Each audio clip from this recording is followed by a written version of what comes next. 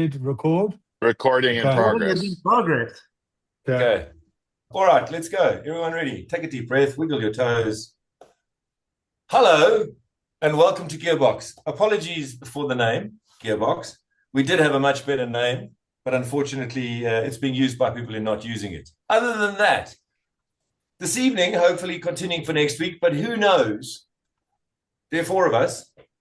There's the hustler over there. You want to raise your hand, Michael? I'm assuming that's Michael. You could be a hustler. I've been called a lot worse. Then we have the doctor. Could be me. It took you a while. No, it couldn't be you, Mark. No, couldn't be. And then we have the cabbage salesman. Definitely me. That's definitely you. And we have the advertising bore, the person who makes a small living out of selling bad things to good people. This evening, we're going to continue on a journey that started finished 6 years ago with three people who know what they're talking about and me. So by way of an introduction, let's start by according to my camera angle, which there may be some continuity issues in this first episode, but ignore them. It's good, nutritious stuff. Let's start on the far right. And we're going to ask some questions which to establish the bona fides as to, if you're wondering why the hell you're here this evening watching this, you're one of three people. So small community, it's good. You might make friends. But we're going to ask some questions and one-word answers to these various things we're going to whip through. Let's start on the right-hand side with the cabbage salesman. Your first Alpha. 1974 Alfa Romeo Alfetta. Alfetta. Okay, that's bona fide. The family Doctor? sedan. Kind of cheese. My first Alpha is a recent purchase, 2023 Alfa Romeo Giulia QV. That is in the garage. Whose garage? Alpha's garage. Alpha's garage. As it should be. Michael, what your Not first a Alpha? surprise. Not a surprise. Michael, your first Alpha? 4C. 4C. Ooh, how do you know if someone has owned a 4C? They tell you. Mine was, and my one and only Alpha was a 1750 GTB. I think it was a 1300, but someone put a 1750 in. I did 2 head gaskets as a student. Go figure that out. Right, next question. Favorite track? Polluter.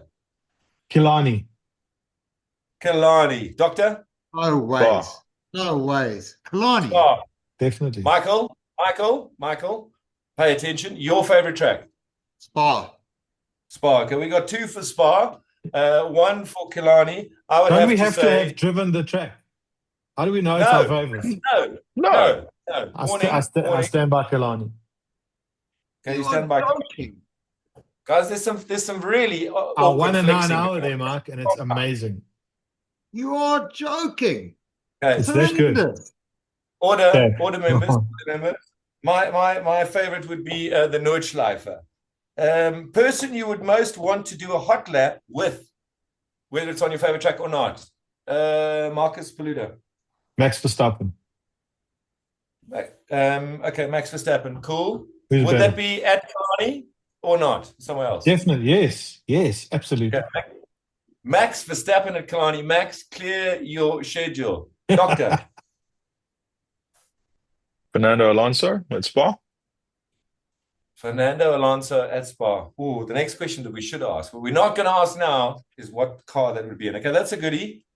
Michael? Alexandra Daddario. Alexander Daddario. Okay. Fine. Google that. Agree. Yeah, with Eh? No argument. Answer to all questions. Fine. Perfect. Segue asterisk. Who is Alexander Daddario? Ah, you see. We should have a Those who pop-up. know We should will have a know. picture. Yeah. Yeah. We're going to put a picture in. We'll put a picture in. I know, No, sorry, really. were we talking about them driving or us driving? No, it's the person you would most want to do a hot lap with. No, my answer stands. Okay, we'll come back to Alexander Daddario. Mine would be Walter Roll at the same track, at the Nordschleife. Worst car you've ever owned? You know, every car purchase was well calculated, so that's not easy. But and people are gonna abuse me for this. The three people that are watching will have something to say about this. Honestly, the car that I owned for the shortest time and couldn't wait to get rid of was an Alpha 4C. Ooh, conflict. Doctor? Eesh. Oh, there's a lot to be said about a 4C. I think we must put an asterisk there and maybe come back to it on another time. Also, I mean, being car nuts, our purchases are boldly calculated and overthought. So I'd be picking the worst of probably a good lot. Shame. I feel bad for it. It was a 1968 MGB GT. Don't feel Wasn't a bad for bad that car. shit. It was just That's it was what it was. Okay, it was what it was. Okay, not surprising. No big revelations there. Michael. So my worst car it wasn't a bad car. It was just a completely crap example. It was a 1989 928 S4, but I made the mistake of paying 42,000 Rand for a 928 S4. Probably So 42,000 Rand too much. no, I mean, I spent 100 on it, and it still drove the same way. Exactly. Okay. Well, yeah, that's worth putting a pin in for a future episode. I'm going to be slightly controversial here because I think there's something about being the ad ball, a car that ruins you. And I would have to say, well, yes, actually that's a good point. But also just in terms of alters your frame of mind so much that you from thenceforth are destined to ruin yourself by spending too much money, by buying the wrong car. I would have to say it's a 911 because it's the best car I ever owned. But also once, you know, this fantastic quote from someone, you know, don't buy a 911 until you can afford two. And I think it curses you because everything after that is a bit crappy. Yes, Mark, right of reply. Is it in the room with you right now? Probably. Probably. Probably. Are you married? At least block its ears before you say it. Yeah, probably. That's like. Can hear you, Barnes. I feel like I'm one of these new cool app like therapy sessions. You know, yeah, no, that's Yeah. a separate. Okay, Yeah. pink ticket car, Mark. Well, what does that even mean? What is a pink ticket I don't know car? what it means. Sorry, are we? You guys, man. What does that mean? So for me, my pink ticket would be Kate Moss. Okay. And so what is my Kate Moss car? What is the car that you would ruin yourself for? All good things in your life you would put and gamble away to have this. She's so I skinny. thought that it might mean that. So for me, it has to be a track weapon. So it's an Alpha 155 DTM car. Whoa, that's strong coming up. That's what a motor. Okay, with Nicola Larini in the passenger seat, bolted passenger seat.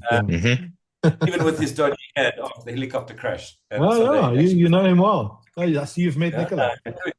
Tutti, we go down wormholes. Doctor. I don't know why.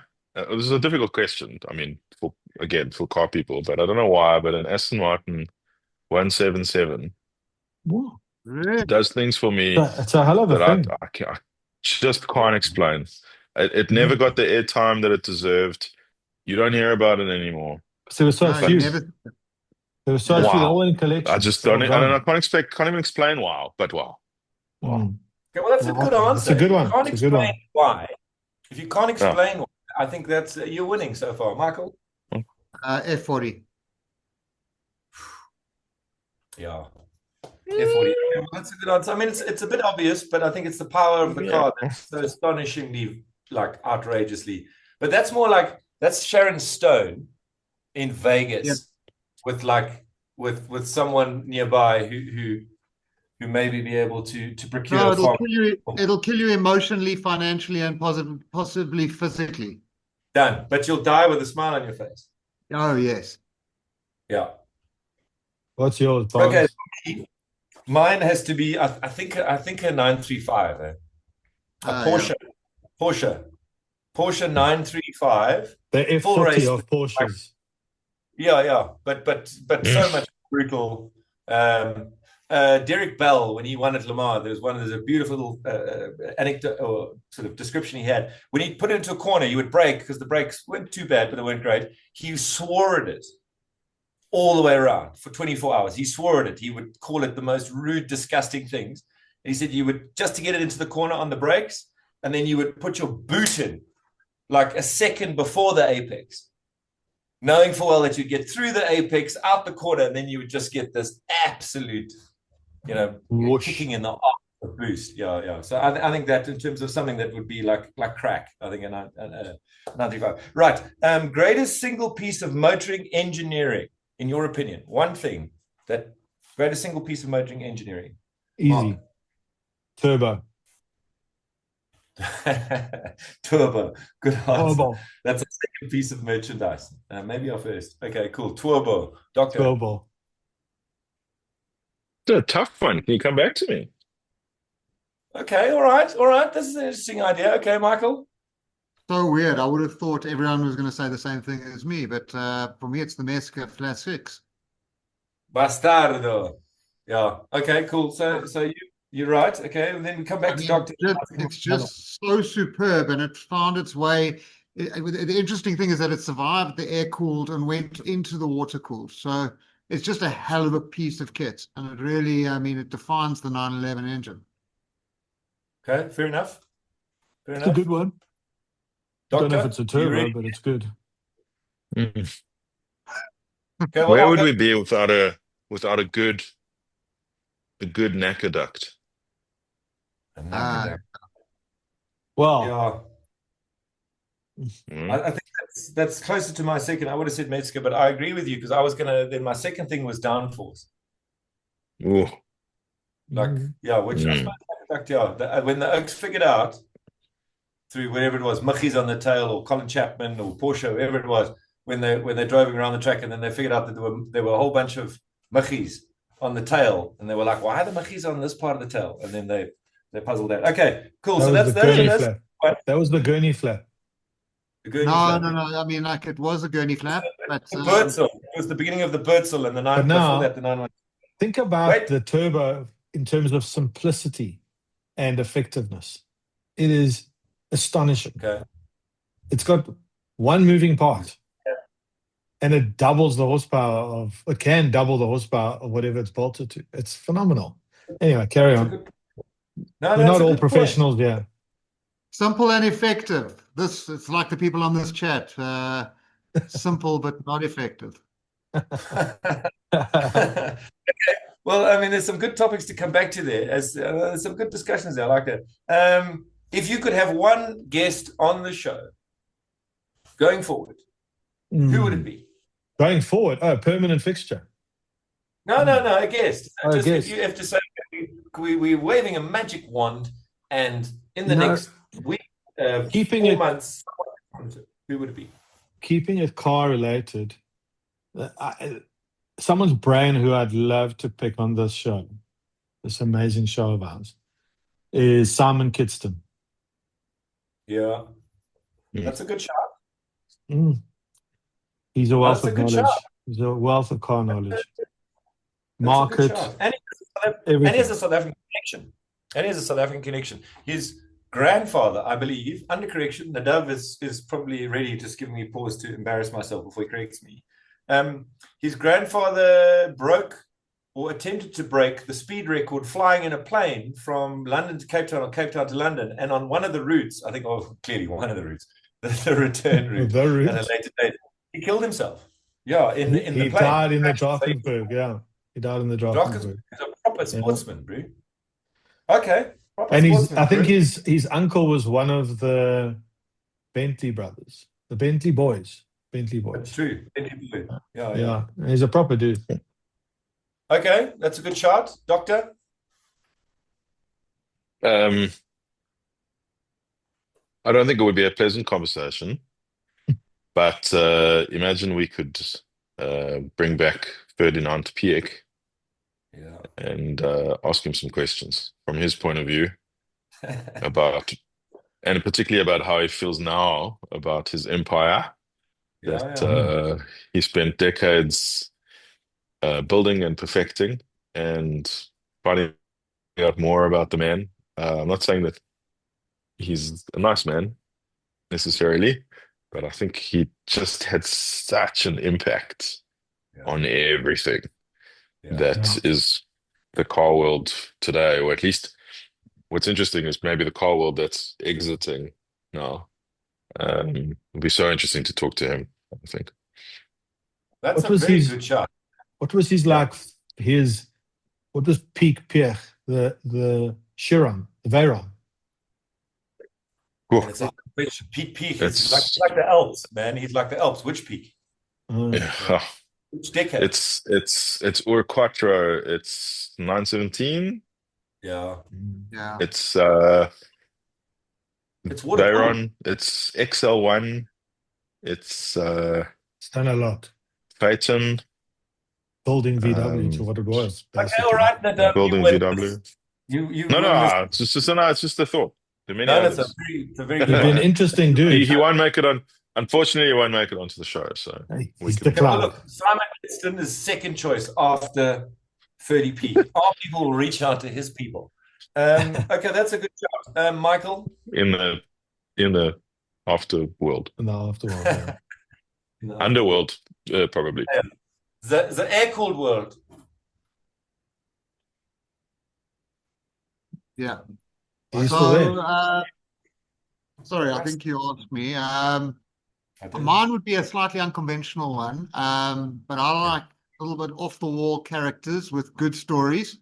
And mine would be an F1 driver. I think Kimi Raikkonen is absolutely off the charts, savage. Mm. And I'd love to hear some of the crap that guy got up to. He'd be entertaining, yeah. He would be. And then if not him, probably Eddie Irvine. That's another good one. Eh? So you talking, this is no cameras, no recordings. We're sitting in Miami having a chat that with if it's Kimi and it's Eddie Irvine. Yeah. That's dangerous. That'd be You very might cool. It's good. Good ideas. This is good ideas. Yeah, it's such a tricky question. I mean, to be honest with you, there's some great ones there. Simon Kidston, Ferdinand, and Kimi or Eddie. I think Sorrel would be pretty rad. Yeah. Yeah.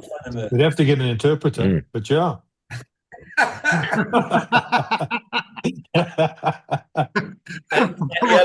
Well done. You just prevented us from getting him on our show, but that's Alienated a quarter of our audience.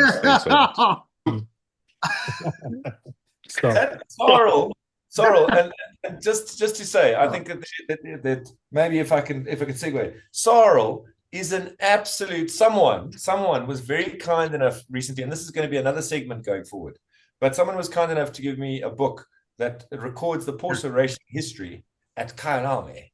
And Sorrel, if you look at when he was racing and what he was racing, he's a beast. And then Le Mans, and then rallying and so on. Anyway, Sorrel, and there are a whole bunch of other South Africans who are completely unknown, and that's maybe one of the things we should pick up on, who did some proper stuff in the 60s, 70s, 80s in motorsport, apart from Gordon Murray and so on and so forth. But anyway, that would be Sorrel, I think. Fantastic. Let's move on to the next topic. So let's jump into the news. You touched on Chinese. Give us your view on the Chinese impact with Chery, Doctor. I think you can jump in there, but with Chery having bought the Nissan factory in Pretoria, or finally handed it over, rather. Quite right. It was big news. I think late last week is that there was an official handover of the Nissan plant in Rosslyn. I think decades producing Nissans there, at least 3 decades, if I'm not mistaken, handed over officially in what is essentially gives you the idea of the global wins, right? They handed over the factory to Chery in a deal that's been a long time coming, a long time in the making. Chery being a Chinese manufacturer that is an umbrella corporation above so many different little brands that I actually can't keep track anymore. But But Chery taking over that plant, currently mothballed, but going to be upgraded significantly. So I suppose it's great news. That's new manufacturing plant on the African continent for Africa, employing South Africans. It means foreign investment. I mean, these are all good things. But the question is, as car enthusiasts, how do we feel about the product that they're bringing us? And I think that's a whole other segment. I believe only one of us has truly invested at this point in that product, and we will find out more soon. Yeah, it's an interesting one. So all eyes on the factory, and when I think they plan to get started in the next 2 years with production, and they plan to house and manufacture more than one Chery brand. So quite interesting. It's a big deal from an industry point of view. Anyone else? What do we think? I think I think it's absolutely massive. You make the point about manufacturing, proud history of manufacturing cars in South Africa, quality cars. Some of them exported the right-hand drive cars. But in the same time that you're mentioning Chery, keeping jobs, buying the factory, that can't be said a lot of car factories around the world from old brands. The CEO of VW this week threatening to, and probably setting the ground for cutting potentially 50,000 jobs in Europe. Mike, you've got some experience with the Chinese brand, and you also have some other news that you want to touch on. I just want to talk a little bit about the Chinese impact. Now, first of all, I think it's very important that they prop up the South African motor industry. But I think that what we're seeing here, and you just talked about the impact on the VW plant, the traditional motoring manufacturers are just not keeping up with the Chinese at the moment, both in terms of the pace at which they are developing the cars. Point around 100 years of development for the Germans, 50 years taken for the Japanese, 25 for the Koreans, and then now the Chinese in a matter of 10 years have literally become a juggernaut. But they're also doing it intra-model. So every single week there's a new version or a completely new model that's coming onto the market. And I just, I'm not sure if it's my ADD that it resonates with, but the motoring public who has a desire to have the latest and have constant changes, it seems like there's a generation that's actually now just really adopting this. And there's going to be a very tough period, I think, coming up for the traditional motoring manufacturers. I mean, we had BMW in Roslin. I'm not sure what's left of that. I think there's still some right-hand drive stuff. And now with VW going, looks like the only hope of saving that whole industry in South Africa is the Chinese. Sorry to interrupt everybody. Apologies. I just want to say thank you to Mark for seeing this and respecting this as a safe space. It's the first time he's admitted publicly that he's got ADD. We've been trying to hold his attention for the better part of 2 decades. And here he is embracing his diagnosis and publicly, telling us all about it. So, Mark, thank you. It's a safe space. You tell us how you feel. Carry on. Yeah, look, it was highly suspected. No one had never clinically diagnosed, but you don't need to be a genius to work it out. Luckily, none of you are on a racing team with him. 24 hours. 24 hours. 24 hours of Mark. Special times. All right. Sorry, guys. Let's talk about some exciting news. If you're ready. Well, I think what's just interesting is because, Mark, you made the point that we're not journalists, which is such a fantastic insight and a warning to anyone who's listened to this. But because we move stuff around, let's carry on the Chinese thing. What do you think? Because we can turn it into a topic rather than the news. We'll come back to it. What do you think on the sort of the Chinese topic? So when the Chinese cars first started landing, I was skeptical, and I think it was within our last batch of podcasts. I drove one and clearly stated I was surprised by how good it actually was. And I think, look, they make entry-level cars and they make some high-end stuff, but I think it's okay. I think as long as they're safe and they're cheap, South Africans will buy them. And And if they keep manufacturing on our shores, that's good. So I can't really knock it. I think this actually demands another topic on the state of SA motor manufacturing, considering how many brands have been here for so long. It'll be interesting to actually do a little bit of homework and check it out and see what the story is and what it's impacting. Something equally seismic as Mike admitting that he has ADHD and being confirmed by a medical professional is, the little medical case you have in the back of your car. Well, that's the doctor, always there on hand. In fact, Mark has actually said before that when it goes to traveling to international motoring events, he never travels without his anaesthetist. So there you go, top tip. Ferrari, Mark. Ferrari. This week did something quite extraordinary. They launched a Spanish Ferrari, the Manuele. Yeah, so Ferrari have it's a big Ferrari thing. Ferrari have as someone who's just recently sold a Spanish Ferrari, I think it's important that I talk about this. So actually, I listened back to the last episode we did of our previous podcast, and we discussed in that episode that Ferrari were officially never making a manual Ferrari again. And here we are with them making something manual, kind of manual. And I personally believe it's the best of everything, because you can drive it as a manual and you can drive it as an automatic. The concept was actually invented by Koenigsegg a few years ago, actually. But what it is it's a double clutch gearbox with kind of a manual override. So it has a clutch pedal, which acts as a clutch pedal. You can stall the car. It has the same kind of feel as a clutch. And then you've got 6 forward gears and a reverse with a gated shifter. And it acts just like a manual, except that you can just engage it and make it an automatic. I don't think it has paddle shifters. Well, that might be an option. It doesn't. Yeah, it doesn't. So it's strictly auto or strictly manual. I listened to some stuff about there being, like, at certain speeds you can't switch back to I don't know. There's some limitations where they won't let you obviously change into a gear that will over rev the engine or anything like that. So it governs itself.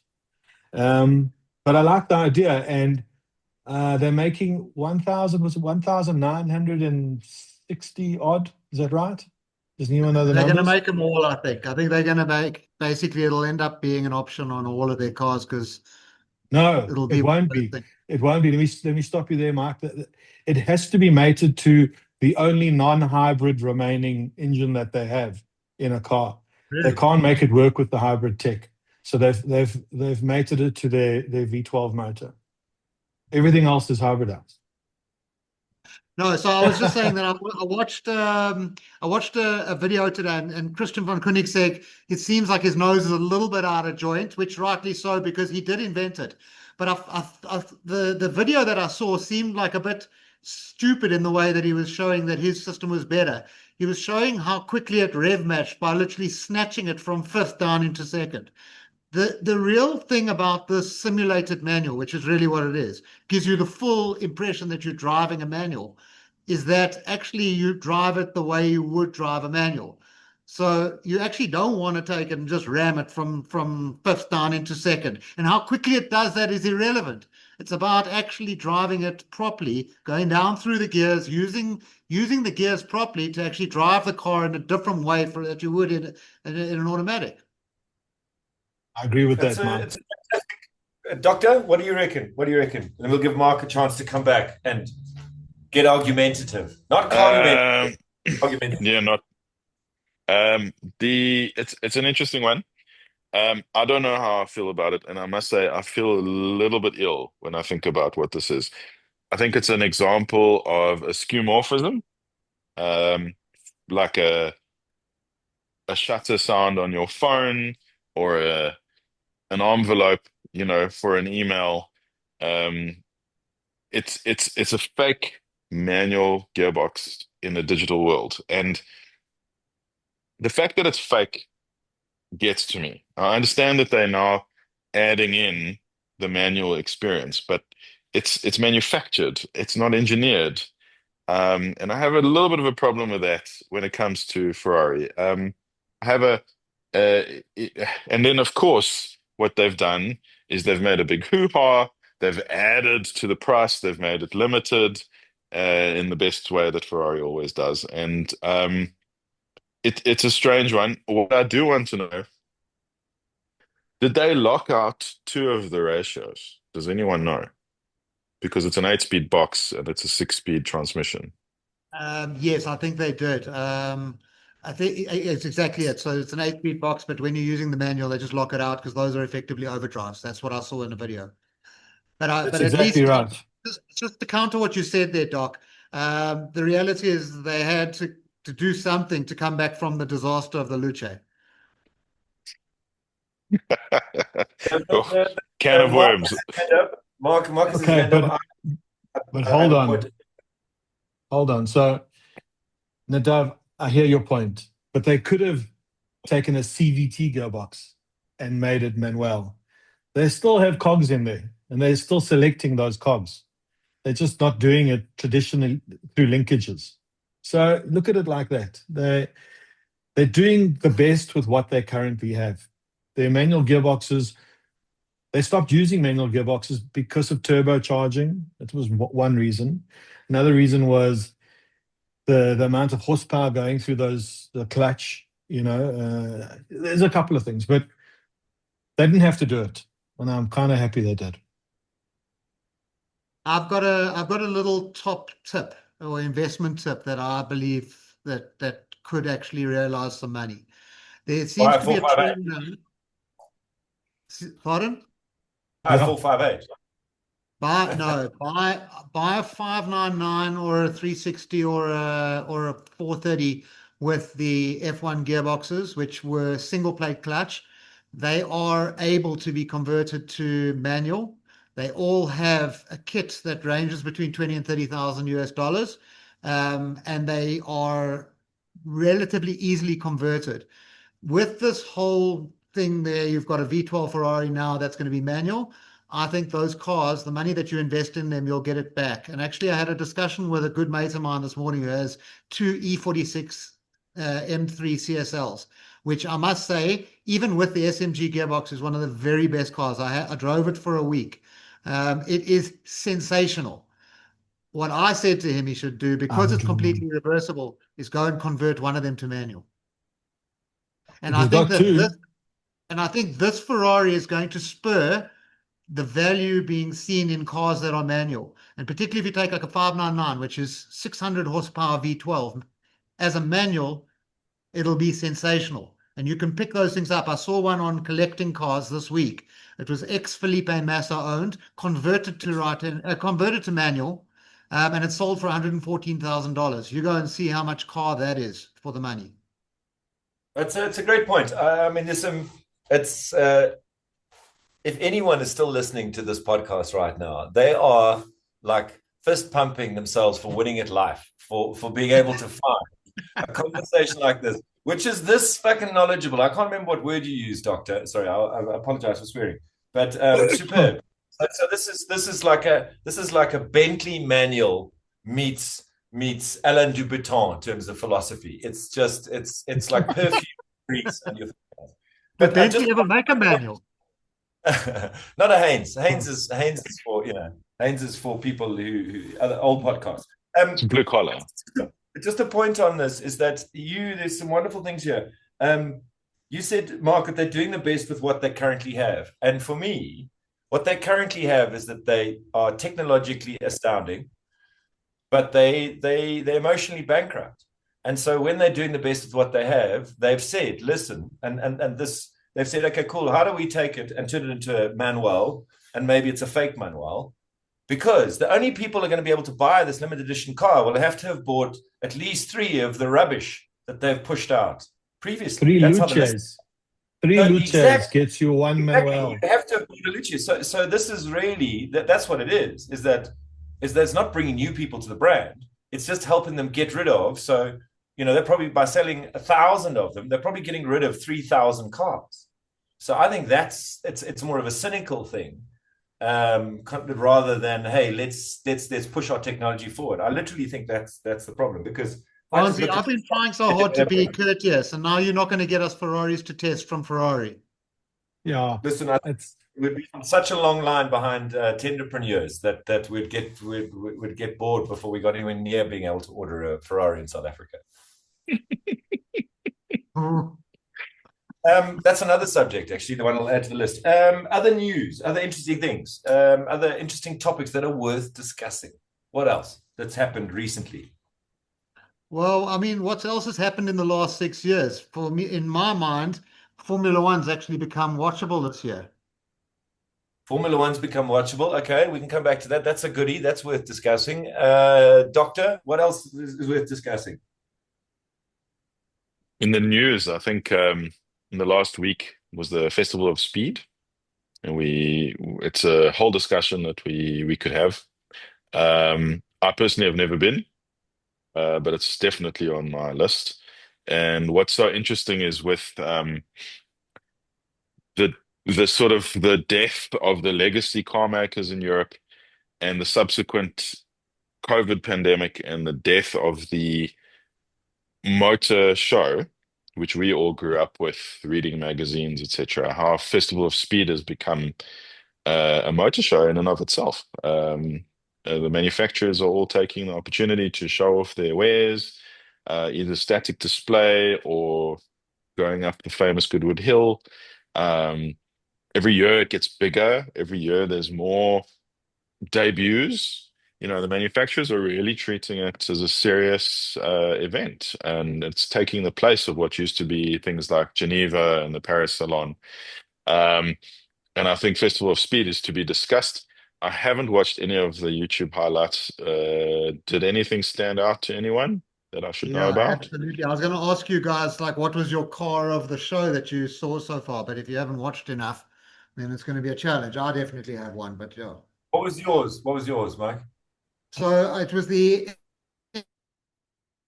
F1 car that Damon Hill drove to the World Championship, and he drove it up the hill. It was just a beautiful, beautiful car in that Rothmans livery.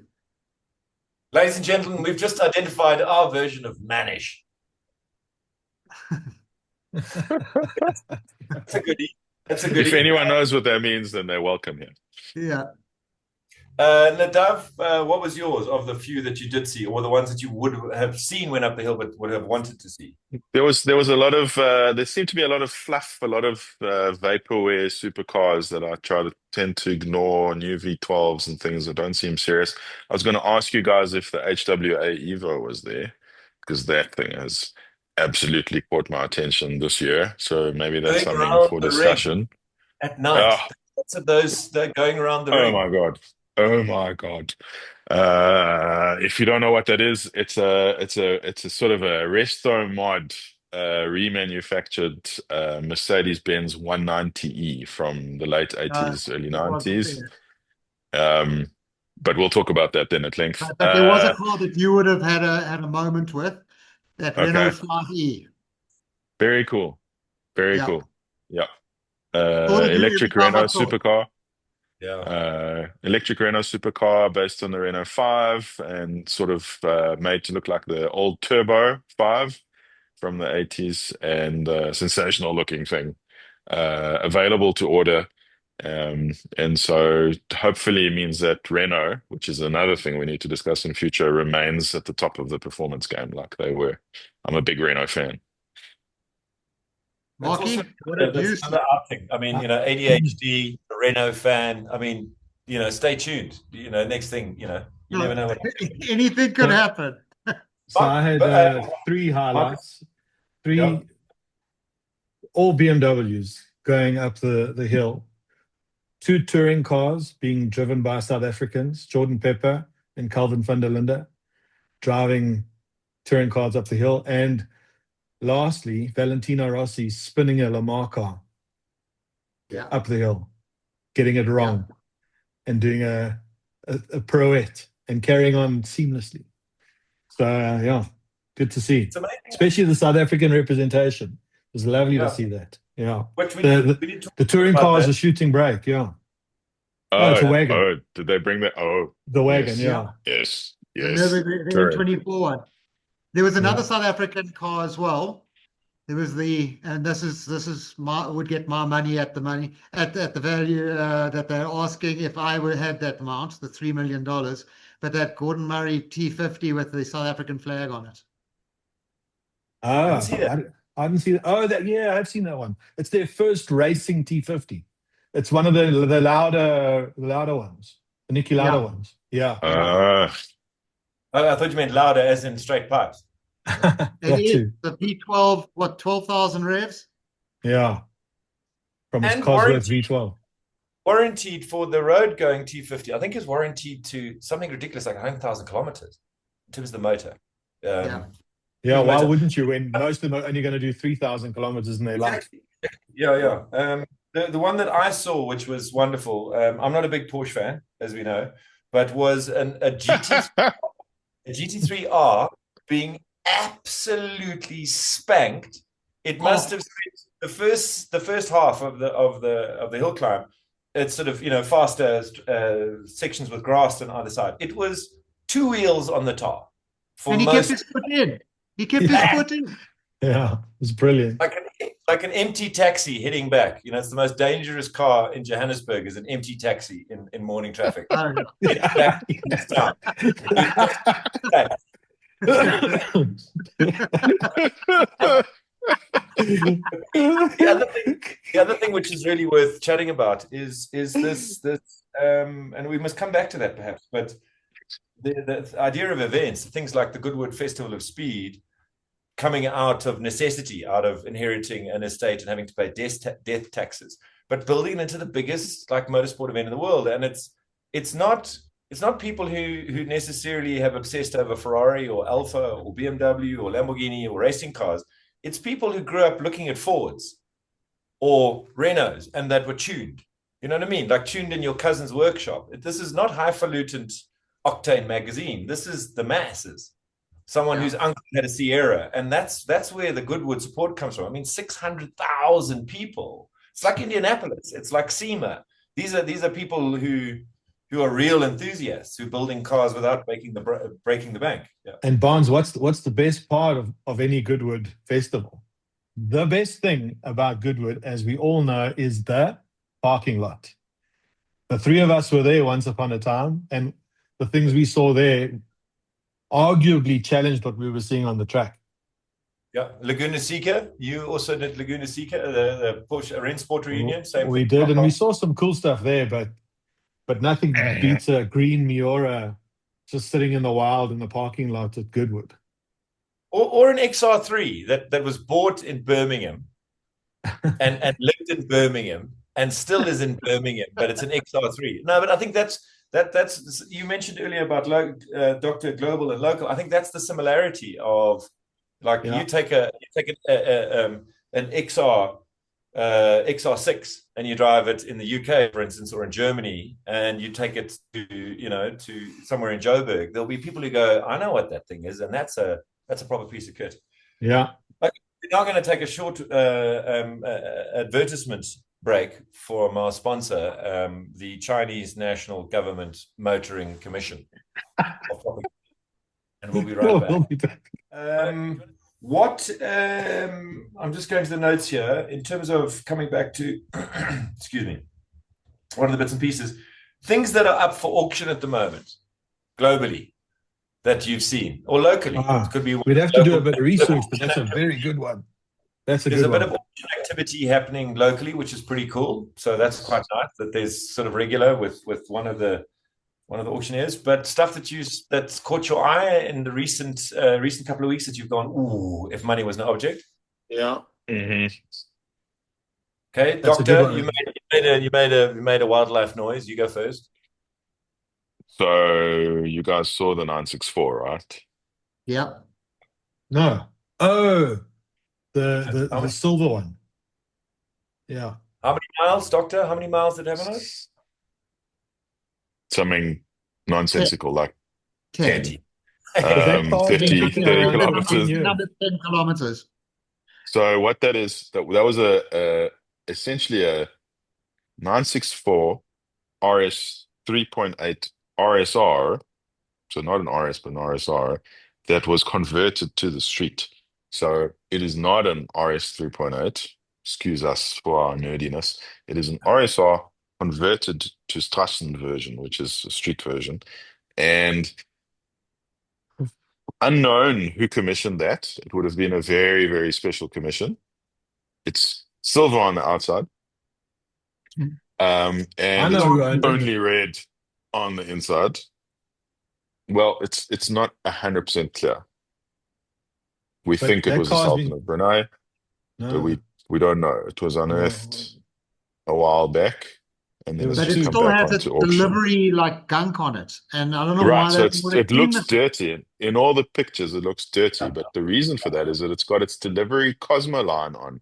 They spray on this like greasy stuff that's protective against the elements, against the sea, if it has to travel across the world, etc. And it's so new that essentially hasn't been through PDI. It never went through pre-delivery inspection. They never removed the protective covering from the factory. And it's available. That's a 1992 car, if I stand to be corrected, and that's available essentially untouched from new. So it's an amazing thing, incredible, presumably to drive. However, presumably all the value remains in its mileage. So as soon as someone drives it, the value When drops. But there were what a two of thing! those cars that were originally for sale, similar mileage, and that happened when we were doing this podcast before, so probably 6, 7 years ago when they first surfaced, and it Mhm. was rumored then that the original owners had the surname Bin Laden. really. Yeah, What was the number on the car, Doc? What did they get for it? 3 bar, wasn't it? It was a 3.5 million. Yeah, I I mean, saw it. for a rarity like that, it's not bad. I Okay. mean, they made 55 apparently of the RS 3.8s. So this must be in, I don't know, in single digit numbers. first thing I do if Oh, I buy that definitely. car is wash it and drive it to Cape Town and back Me too. They'll probably break down 100%. from immediately. 92. 92, everything is probably perished. It probably needs a full engine rebuild. 100%. Yeah, it needs a 100%. rebuild on everything. We should probably quote Jerry Seinfeld at this point, Mark.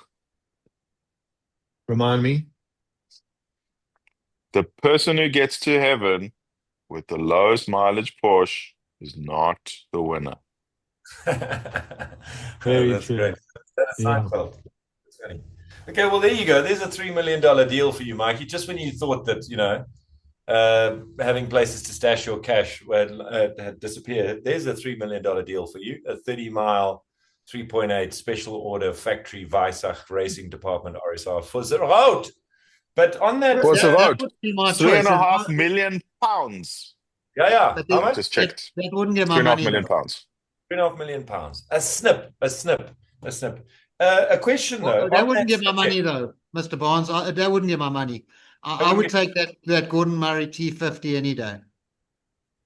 Okay, you'd take that. So you'd take I that. But I'm wouldn't. saying something that's on auction at the moment, that's on sale, something that pops out of a collection like this. Someone had 2 Bin Ladens. They couldn't unload 2 Bin Ladens at once, allegedly, so they did one at a time. What for you have you seen that's come up for sale that you've gone, whoa, if I could, I would? I was actually looking at the RM auctions that's coming up soon. If you go onto their website, there is some very tasty stuff. There's a whole lot of car stuff that was from the from Monterey auction, Pebble Beach and all that. There's a lot of Bugattis and stuff.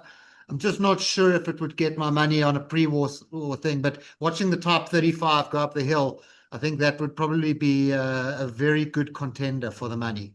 It's just too pretty, and for its time, and even today, still damn quick. Is that really what you would buy?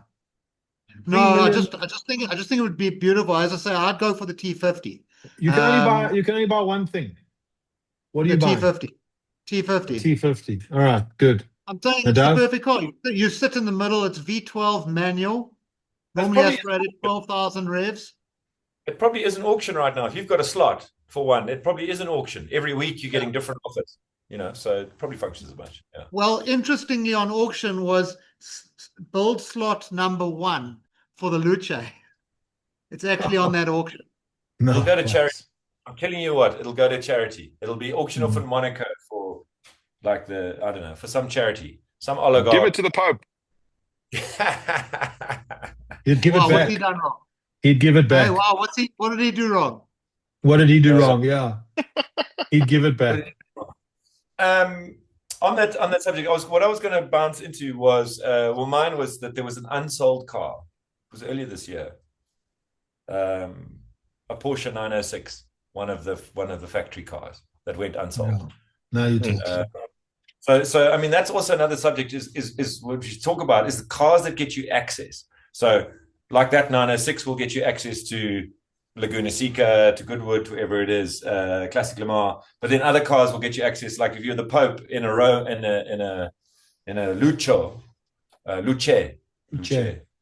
and a Luce, that's not going to get you very far. So it'd be interesting to do that as another topic. Okay, so on to the next little section of this wonderland of joyrides. A suggestion as to if you are interested in cars and all the things that we've talked about and interesting people and mechanics and engineering and so on, something that you should watch in the next week. So someone on the YouTube or on the socials or wherever it is, a suggestion to our two listeners. Who would that be? Mark? Mine is the Haggerty YouTube channel. Haggerty is an insurance company in the States, I think. And they've hired some pretty decent talent to put together a nice YouTube channel. So some of the stars for me are Larry Chen, and he's just done a piece on Tatiel Porsche, which is amazing. Also Jason Camisa is very good, and Henry Catchpole is also brilliant. So those are my top choice. You can't go wrong with Haggerty. It's a brilliant YouTube channel. Yeah, agreed. That's a good one. Doctor? Yeah. I really went down a rabbit hole with this guy. His name is Sretton, and his channel is called M539 Restorations. So many of our listeners will pick up that that's BMW related, M539 being the E39 M5, which is his favorite car. He's actually a software engineer, I think, that's decided to quit his job and go full time into restoring neglected BMWs, and it is just sensational. I mean, first of all, it opens up a world of mechanics to those of us who maybe have an idea but don't really understand. He will show you the whole job. It's just, and he starts with something that is just terrible and ends up with this pristine, beautiful example of whatever it was that he was restoring. So have a look at his channel, M539. He does it in sort of projects. They each have a name. So start at the beginning, choose any project, start at the beginning of the project, and you'll have, 5 to 15 videos on the restoration of that BMW. Every little detail, every little torque specification or speculation, as Sretton would say. And I can't get enough. Do it. Good shout. And I think just on that, you don't have to be interested in BMWs. Me particularly. No, it's outstanding. It's understanding how Vanel's system works. Yeah, it's brilliant. Michael? So for me, the Stance Works F40 build. I mean, he's done a Ferrari 308 that he put a Honda 4-cylinder into. But the quality of this guy's work, I mean, he's basically building an F40. I don't want to say a resto mod, but it's really a replica because he's building his own chassis. And I mean, I think that this is going to be something that I really want to try and discuss quite a lot on this platform. But he's building something that is going to look like an F40 because it's using genuine F40 parts from a body perspective, and it's actually using quite a rare body shell. It was actually raced in the Paris 1000 back in, I think, 1990, and it actually predates the LM bodywork, and it influenced the LM bodywork. But this guy's building a chassis out of tubes, but with precision that I've never seen. I mean, we work on our race car, and I mean, we do hit stuff until it finally like sort of goes in. But this guy is measuring every single thing to tolerances that are ridiculous. And he's building it his way. So he's putting an 812 Ferrari V12 in it. This thing's going to be sensational. And you know, I think that this is definitely something that I want to try and discuss quite a lot, because there's a lot of activity happening in this side of the automotive world. No, that's a great chart. That steel that he's using is called Docal. I googled that. If you want to go down a wormhole, it's a specific the tubes. It's Docal, which is like, yeah, it's interesting. But that's a good chart, Mikey. The other thing I was going to say is that there's some very interesting South African guys in Joburg, which could be potential guests. So from someone who's an ex-F1 engineer who's electrifying Land Rover Series 3s and selling them to private equity bros. But the engineering is amazing. To another crew, which is a family business, who have built for, I think, 20 odd years, have built Paris Dakar cars, and they're in mid-range. So you must see their chassis setup in terms of how they build. Cool. So anyway, potential things. Mine would be Simon Fordman, a bit of an obvious one. I apologize. Yeah, Simon Fordman. The fact that there's no talking in any of his videos, the attention to detail. He knows what he's doing. He's not afraid of hard work, but the attention to detail in the cinematography is quite astounding. Yes. The storytelling. Exactly. Yeah. It's crazy. It's madness. It really is. It's extraordinary. So those are good shots. So if you are out there, anything, if you skip to the end of this podcast, hopefully the algorithm will put a little peek so you can just skip all the other crap. Haggerty, check out Haggerty, M59, Stanceworks, and Simon Fordman. Right. I've got an idea for you, Mr. Barnes. Yes. Why don't we do a podcast of you building your car? I mean, this way. Hold on. There's method in this. By doing this, it assures us of 10 years worth of seasons. Well, I was going to say we're going to have 14 years to catch up on. Hey? No, that's how long it's going to take him to finish it. It's at least. Yeah, there you go. At least. Yeah, hopefully my medical aid won't run out. Whichever runs out first. Budget or medical aid. Okay. Next subject. Right. Suggestions for topics for next week's podcast. And what's astounding about this is that we have amazing revelations this evening with Mikey's ADHD. Other things, Nadav, the doctor, saying that he has a special tickle in his costume area for Renault. Lots to discuss. But suggestions for next week to at least get you to potentially tune in next week. We may not do all of these, but what are your suggestions for things we could unpack next week? In the same way, Ferrari, there's 6 ratios, 8 ratios, all of that boring stuff that we discussed this week. We can go down wormholes. We are not afraid. We're like those people in Dune that can ride an earthworm. Mark, next week, what do you think topics could be? Could be pretty broad. Why don't new supercars appeal to us? Is it just me? Is it a generational thing? Are they just producing crap that appeals to people other than us? Because I don't get it anymore. Maybe I'm jaded. Up for discussion. Okay. That's a meaty one. Doctor? Maybe. I'd like to talk about the rules around parking. So what your personal rules are when you arrive at a shopping center. What are those rules, the tick boxes that must be ticked when you find a parking? Parking parameters. That's so good. And I live in a suburb that I refer to as can't park view. Or won't park. Yeah. I have a sticker for that. Sure. Wow, we've got yes, we do. If you didn't know what you're going to be doing next week, guys, I mean, these are 2 sexy things. Riveting.